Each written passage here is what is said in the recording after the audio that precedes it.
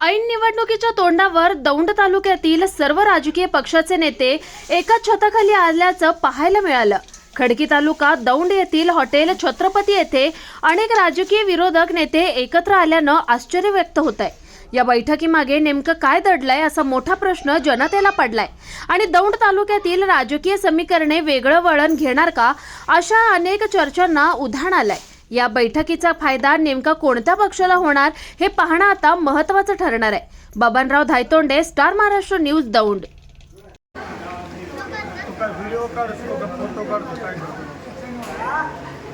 लग्नाला आले ते असं काही विषय नाही बरं का।